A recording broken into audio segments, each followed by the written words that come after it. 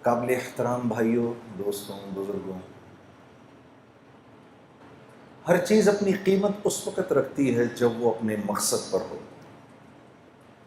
اور جب مقصد سے ہٹ جاتی ہے تو بے قیمت ہو جاتی ہے۔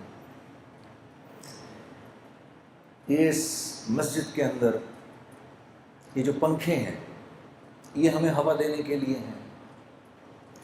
یہ جب تک ہمیں ہوا دیتے رہیں گے ہم ان کی صفائی بھی کرتے رہیں گے، اور یہ مسجد کی زینت بھی بنے رہیں گے۔ یہ لائٹیں جب تک روشنی دیتی رہیں گی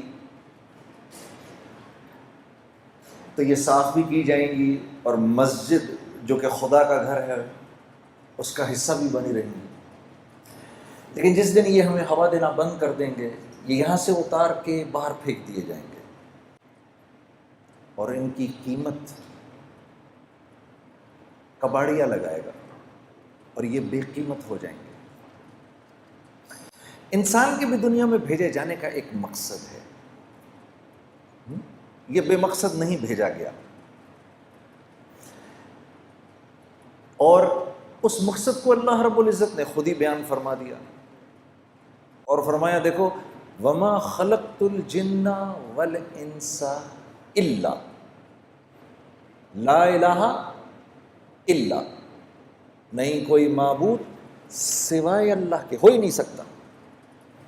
بالکل اسی طریقے سے وما خلقت الجن والانس الا لیعبدون، میرے بندے ہم نے تمہیں بنایا ہی نہیں کسی اور مقصد کے، ایک ہی مقصد ہے دنیا میں بھیجے جانے کا کہ تم ہمارے بن کے رہو، جو ہم کہیں اس کو پورا کرو، جو ہم کہیں وہ تمہاری زندگی کا مقصد ہو۔ اے اللہ من چاہی نہیں چلے گی، رب چاہی چلے گی۔ تو یہاں دنیا میں انسان صرف اس لیے بھیجا گیا ہے کہ یہ اللہ کی مان کے زندگی گزارے۔ دراصل اللہ کی منشا تو کچھ اور ہے، منشا تو اس سے بھی آگے کی ہے۔ میرے نبی آپ فرما دیجئے ان صلاتی و نسکی و محیای و مماتی للہ رب العالمین، منشا تو یہ ہے۔ آپ ان سے کہہ دیں کہ آپ کی نماز، آپ کی قربانی، آپ کی زندگی کا مقصد، آپ کا جینا مرنا صرف اللہ کے لیے ہے۔ اللہ کے نبی صلی اللہ علیہ وسلم کو تو دراصل یہ بات بتانے کی ضرورت بھی نہیں، کہ اللہ کے نبی تو یہ بات جانتے ہیں، لیکن آپ کے ذریعے آپ کی امت کو یہ بتانا مقصود تھا کہ یہ دنیا میں آئے کیوں ہیں، یہ دنیا میں بھیجے جانے کا مقصد ہے۔ یہ پوری کائنات ہے جو ہم اپنے ارد گرد دیکھتے ہیں میرے عزیز دوستو، یہ پوری کی پوری کائنات اللہ نے انسان کے لیے بنائی ہے۔ اس کائنات میں سے انسان کو نکال دیں تو یہ کائنات پھیکی پڑ جاتی ہے، اس کا کوئی مقصد نہیں، کیونکہ اللہ رب العزت نے انسان کو اس دنیا میں بھیجنے کے بعد انسان کو وہ دو اختیارات دیے جو انسان کے علاوہ اللہ نے کسی کو نہیں دیے، اور ان دو اختیارات کا تعلق بھی اللہ کی ذات سے براہ راست ہے، اور وہ یہ کہ اللہ نے انسان کو یہ عقل اور علم دیا کہ انسان اپنا استعمال بھی جانتا ہے اور اپنے ارد گرد کی چیزوں کا استعمال بھی جانتا ہے۔ یہ جو بکری آپ دیکھتے ہیں، اس بکری کو نہیں پتا میرا کیا استعمال ہے، یہ نہیں جانتی، نہ اس کو یہ پتا ہے کہ مرغی کا کیا استعمال ہے۔ یہ جو گھوڑا آپ دیکھ رہے ہیں یہ اپنا استعمال نہیں جانتا، نہ یہ اونٹ کا استعمال جانتا ہے۔ اتنی بڑی ویل مچھلی یہ اپنا استعمال نہیں جانتی، نہ یہ ارد گرد کی چیزوں کا استعمال جانتی ہے۔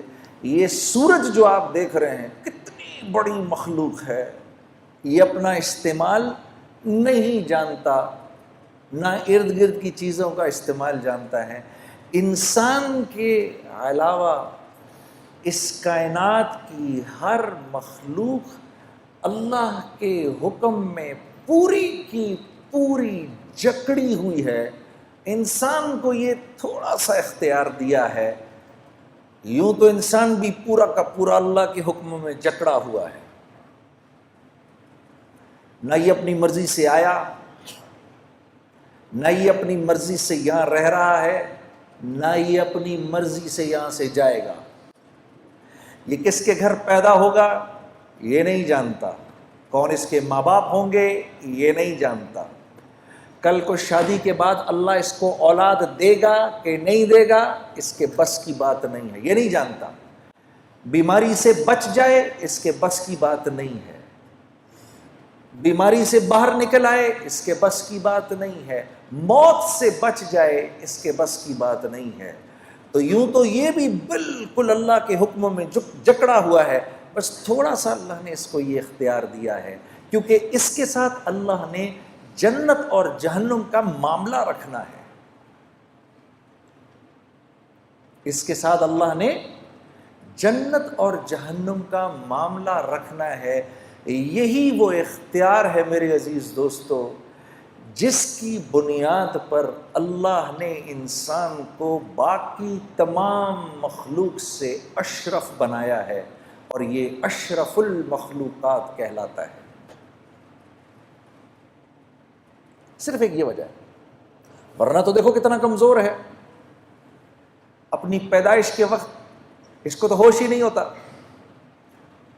اس کے برعکس مچھلی کا بچہ انڈے سے نکلتا ہے فوراً تیرنا شروع کر دیتا ہے، مرغی کا بچہ انڈے سے نکلتا ہے چلنا شروع کر دیتا ہے، بکری کا بچہ تھوڑی دیر میں کھڑا ہو جاتا ہے. یہ تو 6 سال تک ہوش پہ نہیں آتا.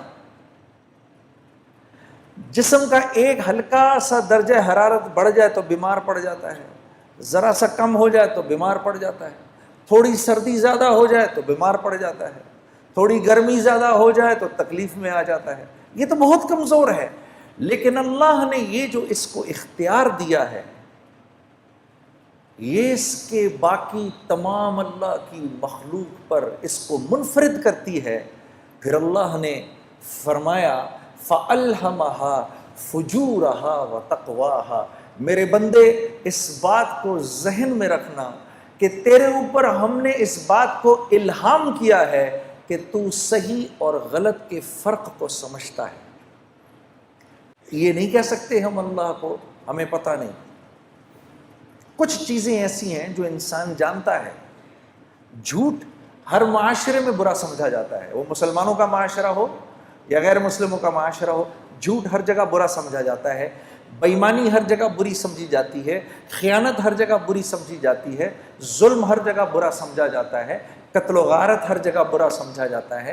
بالکل اسی طریقے سے ہر معاشرے میں سچ پسند کیا جاتا ہے، امانت داری کا مول ہے ہر معاشرے کے اندر، امن و امان ہر معاشرے کی چاہت اور پسند ہے، رحم دلی ہر معاشرے میں پسند کی جاتی ہے. تو اللہ فرما رہے ہیں فَأَلْهَمَهَا فُجُورَهَا وَتَقْوَاهَا. تجھے اتنا علم ہم نے دیا ہے، کل ہمیں نہیں کہنا، الہام کیا ہے. اور یہ کرنے سے پہلے اللہ نے 7 قسمیں کھائی ہیں میرے دوستو.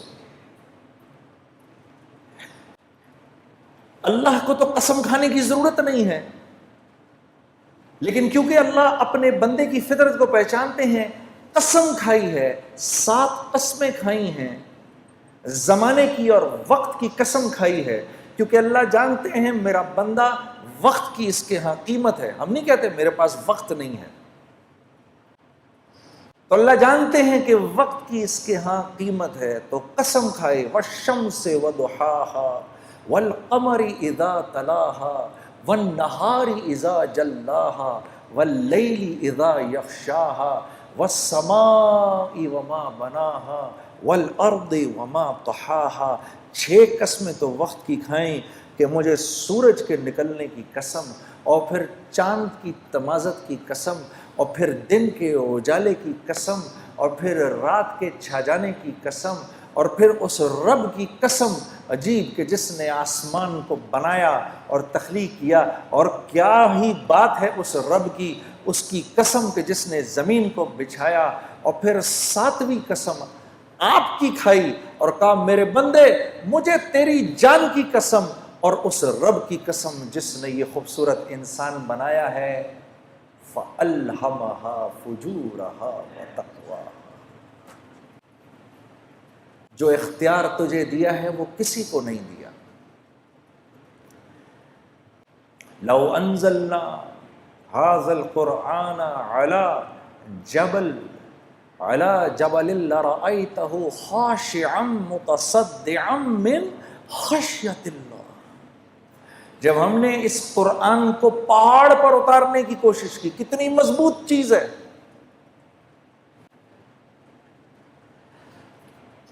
یہ اس پہاڑ کو وہ ہوا نہیں ہلا سکتی جو آگ کو بجھا دیتی ہے، جو سمندر کے پانیوں کو لے کے چلتی ہے، وہ آگ بھی وہ ہوا بھی اس کو اپنی جگہ سے نہیں ہلا سکتی، بڑے بڑے زلزلے بھی پہاڑ کو نہیں توڑ سکتے۔ اس پہاڑ نے اللہ سے کہا یا اللہ یہ قرآن میرے اوپر نہیں اتارنا، میں تیرے حکم نہیں پورا کر سکتا کیونکہ میں تو تیرے حکم میں جکڑا ہوا ہوں۔ انسان نے کہا اے اللہ ہم پر اتار، ہم تیرے حکموں کو پورا کریں گے۔ تو یہ ذمہ داری لیے بیٹھے ہیں میں اور آپ۔ قد افلح من زکاہا، اللہ فرما رہے ہیں میرے بندے اگر تو نے اپنے نفس کو، اگر تو نے اپنی خواہشات کو میرے حکموں کے تابع کر دیا تو کامیاب ہو جائے گا، کیونکہ یاد رکھ نفس پر تو چلنے کے لیے نہیں ہے، نفس پر جانور چل سکتا ہے، کیونکہ جانور کو تو ہم نے کوئی اختیار دیا ہی نہیں، وہ تو اچھائی اور برائی کو نہیں سمجھتا۔ کتے کو کل اللہ پکڑ کر جہنم میں نہیں ڈالے گا کہ تو نے فلاں کی ٹانگ کیوں پکڑی، وہ کہے گا یا اللہ تو نے مجھے جس فطرت پر پیدا کیا میں نے پوری زندگی اس فطرت پر گزار دی، میں نے اسی فطرت پر زندگی گزاری۔ سانپ کو اللہ جہنم میں نہیں ڈالے گا کہ تو نے کیوں کاٹا فلاں کو، وہ کہے گا اللہ یہ تو نے بات میری فطرت میں ڈالی تھی اور میں بالکل پورا کا پورا تیرے حکموں پر چلا ہوں۔ شیر کہے گا اے اللہ میں نے کبھی گھاس نہیں کھائی، میں نے کبھی پھل نہیں کھائے، وہ تو نے انسانوں کے لیے بنائے تھے، میں نے کبھی سبزیوں پر منہ نہیں مارا کیونکہ وہ میرے لیے تھا ہی نہیں، میری تو جو نے فطرت بنائی میں اسی فطرت پر چلا۔ بکری اللہ سے، گھوڑا اللہ سے، اونٹ اللہ سے کہے گا یا اللہ ہم نے کبھی گوشت کو منہ نہیں لگایا، جو تو نے گھاس پھوس ہمارے لیے بنائی ہم نے وہی کھائی۔ یہ میرے اور آپ کا معاملہ ہے میرے دوستو، ہم اپنی مرضی پر نہیں چل سکتے۔ یہ وہ بات ہے جو میں آپ کو بتانے آیا ہوں، کیونکہ آپ کا ایک مقام ہے، آپ اشرف المخلوقات ہیں، آپ اپنے نفس پر نہیں چل سکتے۔ اگر نفس کہہ رہا ہے کہ سوتا رہے فجر گزرتی ہے تو گزرے، یہ آپ نہیں کر سکتے کہ میری ہر حاجت اللہ کی ذات سے جڑی ہوئی ہے۔ اگر میں اپنی حاجت کو چیزوں کے اندر ڈھونڈوں گا تو میں پریشان ہو جاؤں گا۔ اگر میں یہ سمجھوں گا کہ میرے بھوک کا تعلق میرے معدے سے ہے تو پھر میں مخلوق سے جا کر اپنی ضرورت کو پورا کرنے کی کوشش کروں گا۔ مخلوق تو خود ضرورت مند ہے، انہیں تو خود ضرورت ہے، وہ تو خود بھوکے ہونے والے ہیں تھوڑی دیر کے اندر، اس کو تو خود بھوک لگنے لگی ہے تھوڑی دیر میں۔ میرے دوستو بھوک آتی ہے اللہ کے بھوک کے خزانوں سے، اس کا تعلق معدے سے نہیں ہے۔ آج تو یہ بات اتنی عجیب ہے کہ اس بات کو کرو بھی تو مسلمان کی اولاد بھی آپ کی شکل کو ایسے دیکھتی ہے کہ جیسے پتہ نہیں کون سی انوکھی بات کہہ رہا ہوں میں، لیکن یہ سچ ہے، یہ اللہ کی سنت ہے، اس نے کبھی تبدیل نہیں ہونا۔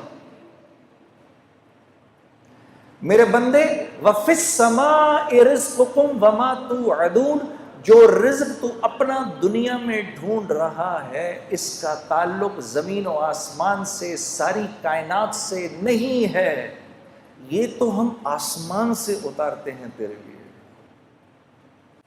پھر تو جھوٹ کیوں بولتا ہے؟ اب وہ مجھے نوجوان کہہ رہا مجھے بتائیں میں کیا کروں۔ میں نے کہا بھائی دیکھو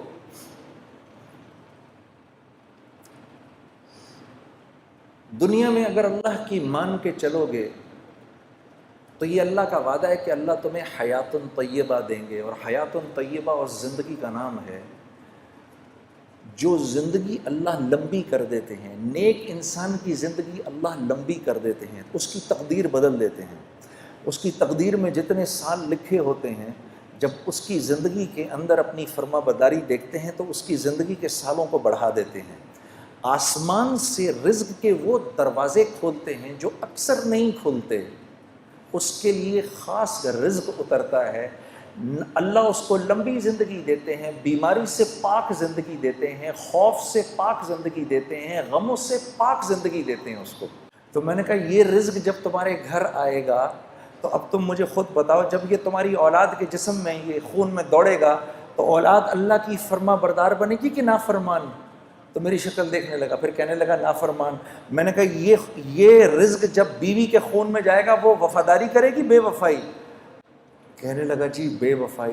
تو میں نے کہا اولاد ہو نافرمان، بیوی ہو بے وفا، تو زندگی سکون میں گزر سکتی ہے؟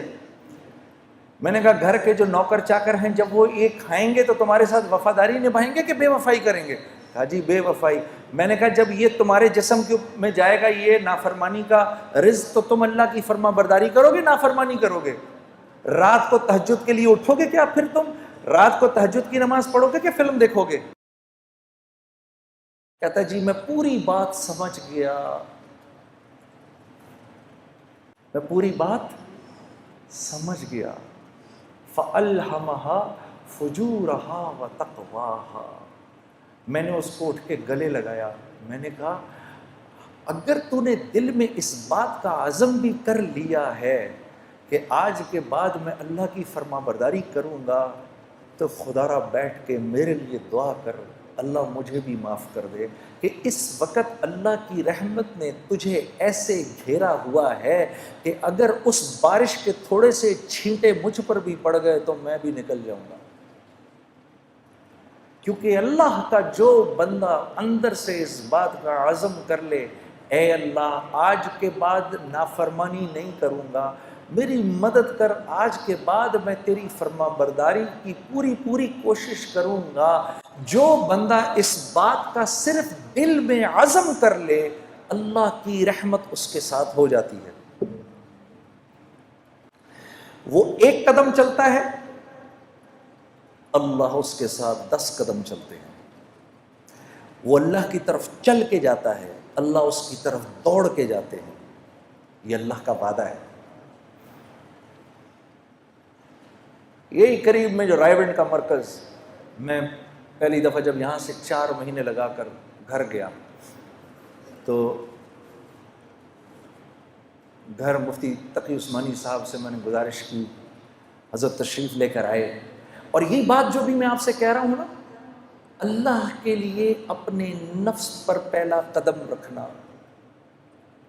پہلا قدم نفس پہ رکھنا، دوسرا قدم جنت میں۔ تو طبیعت پر بڑا بوجھ پڑ رہا تھا، میں کیسے کروں گا، میں کیسے کروں گا؟ آج کے بعد اگر نامحرم عورت سامنے آئے گی تو میں نظریں کیسے ہٹاؤں گا؟ سامنے سے نامحرم عورت آئی، آپ کی اس پر پہلی نظر پڑی اور آپ نے اپنی نظر جھکا لی، اسی لمحے اللہ پچھلے سارے گناہ معاف کر دیتے ہیں،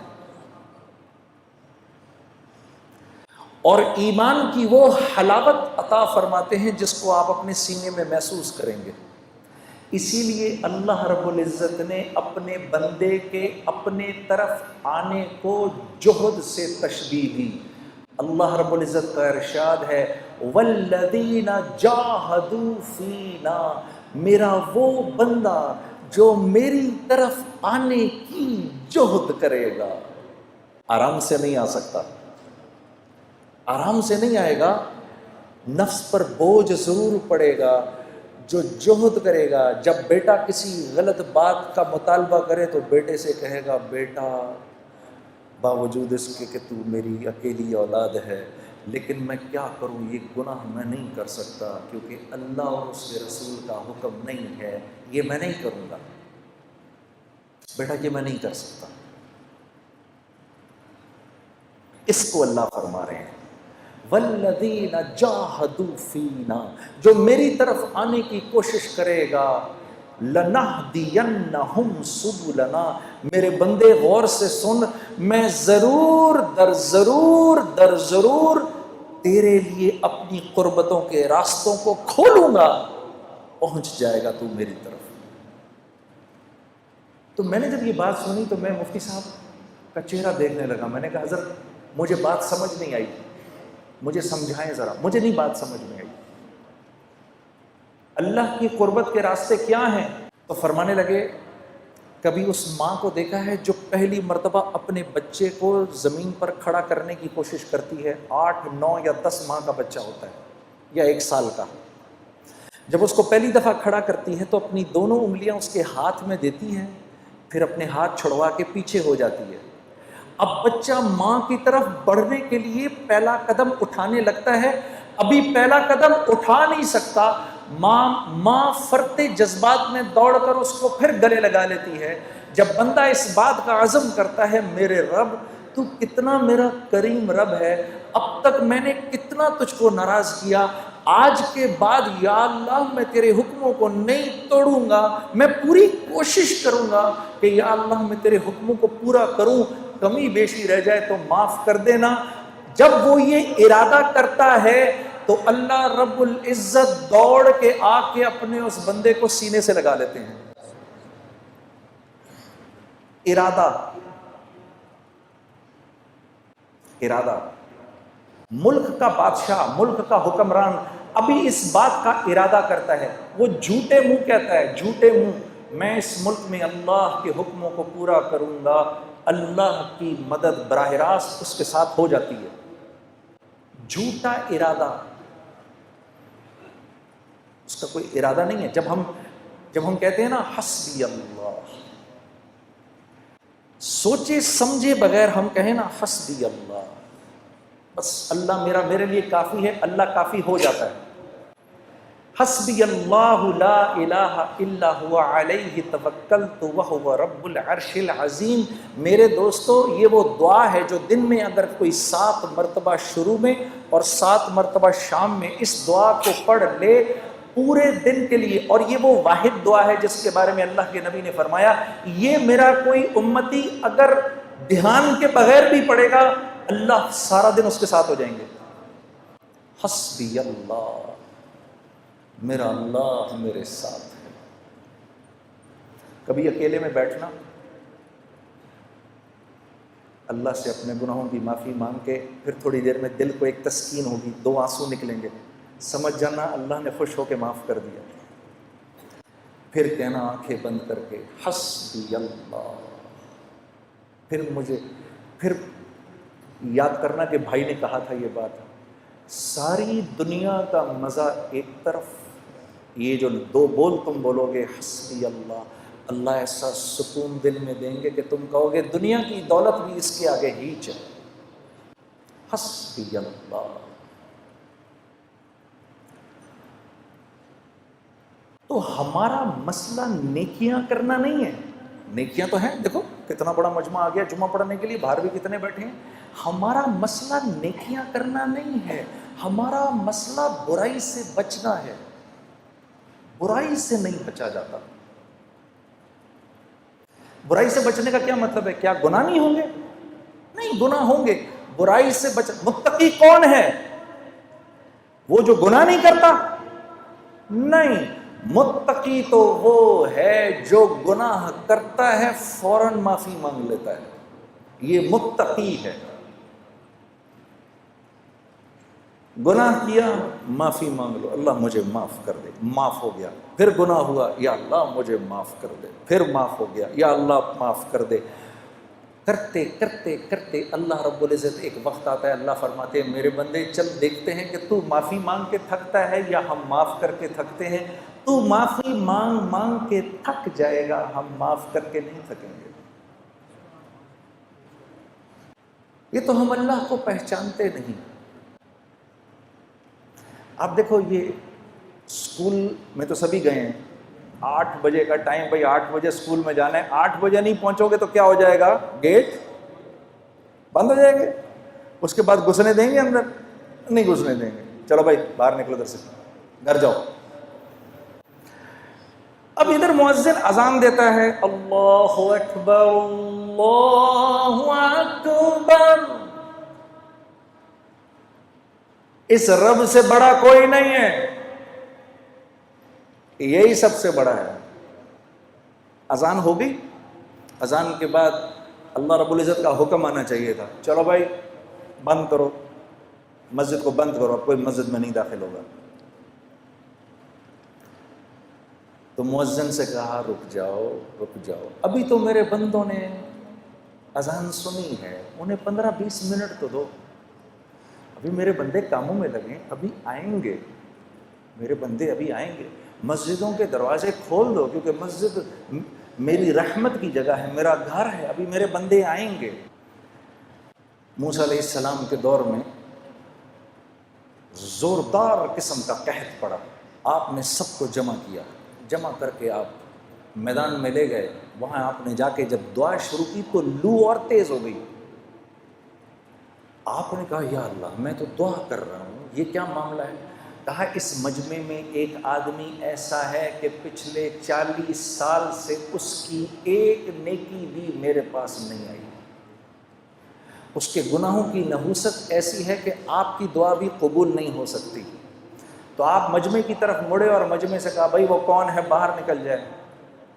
اب وہ جو گناہگار تھا وہ تو نظریں نیچے کی کھڑا ہوا تھا، اس نے دائیں دیکھا یہاں سے شاید کوئی نکلے، بائیں دیکھا یہاں سے کوئی نکلے، جب تھوڑی دیر ہوئی تو اپنی عزت بچانے کے لیے اس نے کہا یا اللہ اتنے سال میں نے تیری نافرمانی کی، تو نے کسی کو پتہ نہیں چلنے دیا، اب اتنی دیر ہو گئی ہے، تو ایسا نہ ہو کہ تو اپنے نبی کو بتا دے کہ وہ کون ہے، تو میں کتنا ذلیل ہوں گا، یا اللہ میں تجھ سے معافی مانگتا ہوں، تو مجھے معاف کر دے۔ ابھی وہ نیچے اللہ سے مناجات کر رہا ہے، اس کو پتہ نہیں، اپنی عزت بچانے کے لیے وہ مناجات کر رہا ہے، اوپر کالے بادل آنا شروع ہو گئے، اور اسی دوران موسیٰ علیہ السلام انتظار کر رہے ہیں تو دھڑا دھڑ اوپر سے بارش شروع ہو گئی۔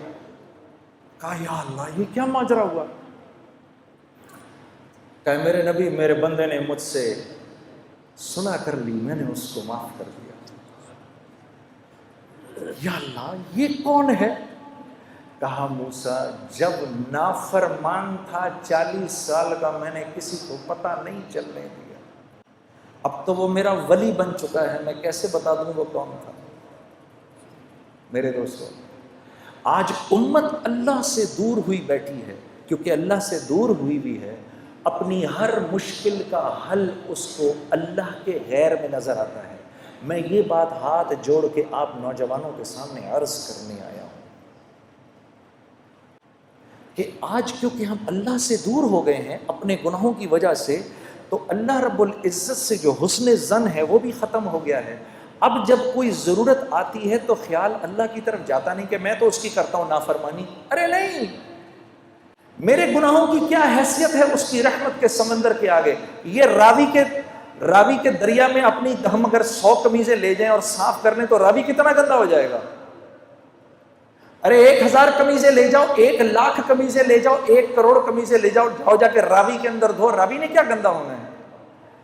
تو یہ تو دنیا کا ایک بہتا ایک عام دریا ہے، اللہ کی رحمت کا جوش مارتا دریا، اس کے سامنے ہمارے گناہوں کی کیا قیمت ہے؟ کچھ بھی نہیں۔ بس آدمی بے غیرت نہ بنے، بے باک نہ ہو جائے کہ وہ تو غفور الرحیم ہے جو کرنا ہے کروں، یہ نہ ہو، اندر طبیعت میں اس بات کی ندامت ہو تو یاد رکھو کہ اللہ کے ہاں طاعت کی استکبار سے معصیت کی استغفار زیادہ قیمتی ہے۔ ٹھیک ہے، 5 باتوں کا خیال رکھنا۔ یہ اللہ کے نبی صلی اللہ علیہ وسلم کے سامنے مہاجرین کی جماعت بیٹھی ہوئی تھی، اور یہ مہاجرین کی جماعت کون ہے؟ یہ سابقون الاولون تھے سارے، سیدنا ابو بکر صدیق، سیدنا عمر، سیدنا عثمان، سیدنا علی، طلحہ، زبیر، عبد الرحمن بن عوف، سعد بن ابی وقاص، سعید بن زید، رضوان اللہ علیہم اجمعین، یہ لوگ بیٹھے ہوئے تھے، مسلمانوں کے اس وقت کے سابقون الاولون، جن کی قربانیاں جو تھیں اور جن کو اللہ نے دنیا میں ہی جنت کی بشارتیں دے دی تھیں، تو یہ بیٹھے ہوئے تھے آپ کے سامنے. تو آپ نے فرمایا اے مہاجرین کی جماعت، 5 چیزیں ایسی ہیں اور میں اللہ کی پناہ مانگتا ہوں کہ یہ 5 چیزیں تم لوگوں میں آئیں. ذرا غور سے سننا میری اس بات کو.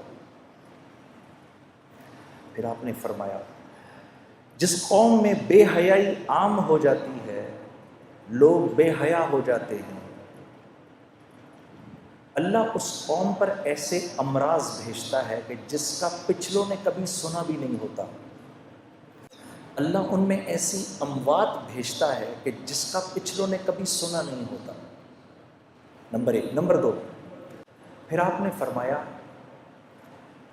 کہ جس قوم میں تاجر بے ایمان ہو جائے، ناپ تول میں کمی شروع کر دے، اور میں یہ عرض کرتا ہوں کہ جس قوم کا غریب ٹھیلے والا بھی اگر لوگوں کو دھوکہ دینا شروع کر دے، 4 اچھے مالٹے اٹھائے، 8 گندے سڑے اٹھائے،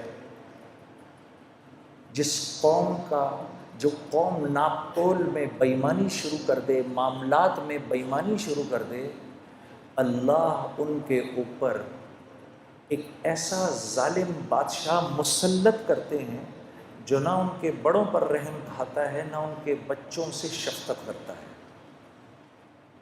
دوسری بات ہو گئی. تیسری بات، پھر آپ نے فرمایا جس قوم کے لوگ زکوٰۃ کو تاوان سمجھتے ہیں، ان پر رزق تنگ کر دیا جاتا ہے. رزق تنگ کر دیا جاتا ہے کہ آسمان سے ایک قطرہ بھی نہ برسے اگر زمین پر بے زبان جانور نہ ہو تو. 3 باتیں. چوتھی بات، آپ نے فرمایا جو بات بات پہ جھوٹ بولتے ہیں، چکر دیتے ہیں اور اپنے وعدوں سے پھر جاتے ہیں.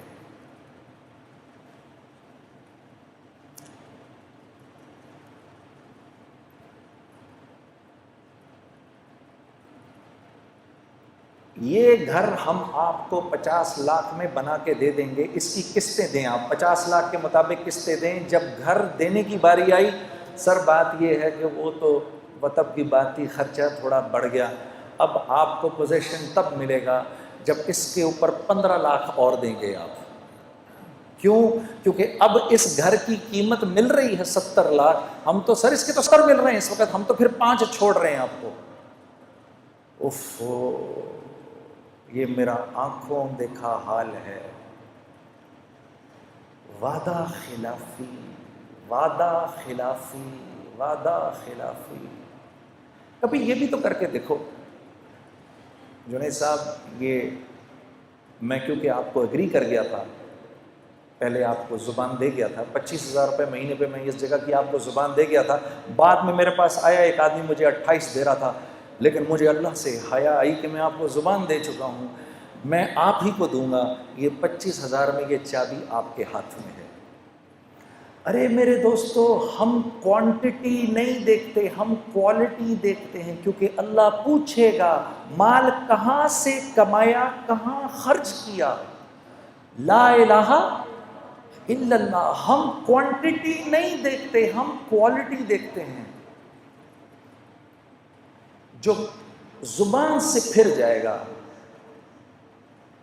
چوتھی بات آپ نے فرمایا جو زبان سے پھر جائے گا، اللہ رب العزت اس قوم کو اس کے دشمنوں کے حوالے کر دیتے ہیں جو ان کے گھروں میں گھس کے ان کے مالوں کو لوٹتے ہیں. 4 باتیں ہو گئی. 5ویں بات،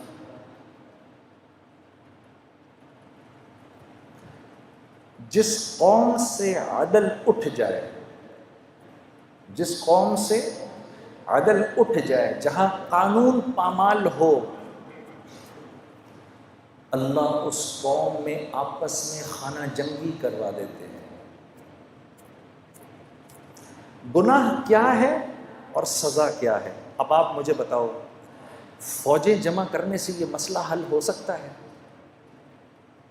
میرے نبی، پہلے تو یہ بتاؤ، نعوذ باللہ من ذالک، میرے نبی کی بات غلط ہو سکتی ہے؟